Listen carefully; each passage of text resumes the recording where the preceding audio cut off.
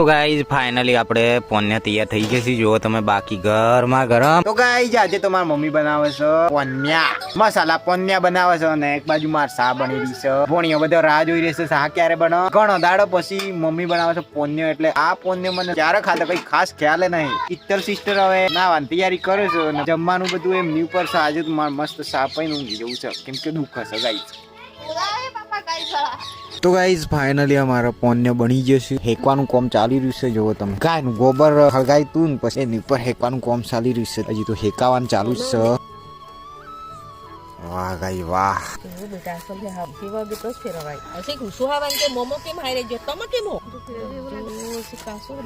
Guys આજે તો મસ્ત મજા આવવાના શીખવાના. દેશી જો પોન્યો, દેશી પોન્યો. તું ગાઈ આ મોઢું દેખાય તમને?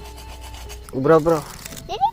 તો ગાય સિસ્ટર ધોમસ આવી રીતે પુખડા હેકીએ અમે આજે તો પોને આમ હેકીએ. જો તમે મમ્મી જો કતરો વર્ષ પછી બનાવજો અહીં 15-20 વાર નહીં પોણ્યા તાર ખાવા પોણ્યા શરદી થાજી નહીં હે ને પોણ્યા ખાવાનું તાર શરદી થાજી કે તાણો ખવાય. તો ગાય તમને પોને ખાધા હશે કે નહીં ખાધા કોમેન્ટમાં બતાવી દેજો. ના ખાધો મોકલાઈ દઈએ પછી અમે. એક બાજુ તાપવાનું એ ચાલે છે ગાય, ઠંડી સડી ગઈ છે ને એટલા માટે સિસ્ટર ને મૂકી દીધી છે અડદની દાળ ગાઈસ. મસ્ત ઓગળી ગઈ છે. હવે સિસ્ટર વગાડે મસ્ત અડદની દાળ. વાહ ગાઈસ વાહ. બોણિયા બેહી જશે, મમ્મી ને બધા પોને હેકવાનું ચાલુ જ છે. તો ગાઈસ મારો વારો આવી ગયો છે ધોમણાનો અને સિસ્ટર જતા રહ્યા છે દાળ વગાડવા માટે. મમ્મી બંને અમે હવે યદોમી ધોમીને હેકવાના છીએ. કયું ઓ અને ભોણિયો ને મજા આવી ગઈ છે. જો ગાઈસ થોડું થોડું હેડ હેડ જ દેખાય છે મસ્ત. એ કઈ જોઈ ને મકાઈના રોટલા જેવું. આ તો બાકી ખાવાની જ મજા છે, કઈ અલગ આવશે.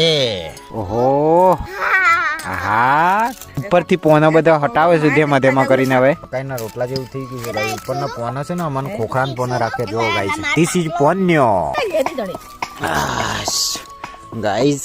હવે ધેમાં ધેમાં કરીને મસ્ત હેકાઈ જશે એટલે પોના હવે ધેમાં ધેમાં કરીને હટાવવો પડશે અમારે. હજી પણ આ થોડો ઘણો કકડો થશે એટલે એક નંબર લાગે. તો ગાઈઝ ફાઇનલી આપણે પોન્યા તૈયાર થઈ જશે. જો તમે બાકી ગરમા ગરમ. દાદા જોડે ઘી લેવા જવું પડશે. દેશી હોય ભાઈ અત્યારે જ જવું મો ટોયલીમાં લેવા.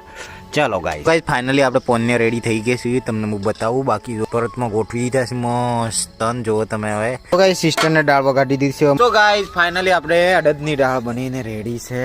ઘરમાં લઈ જાય ખાવાનું બાકી. સિસ્ટર ભોણિયા અને હું અહીંયા બેસી જશે પોન્યા ખાવા માટે. ટેસ્ટમાં કેવું બની છે જોઈએ આપણે. ચલો જલ્દી શરૂઆત કરો. પહેલા પ્રાર્થના બોલો હેડો.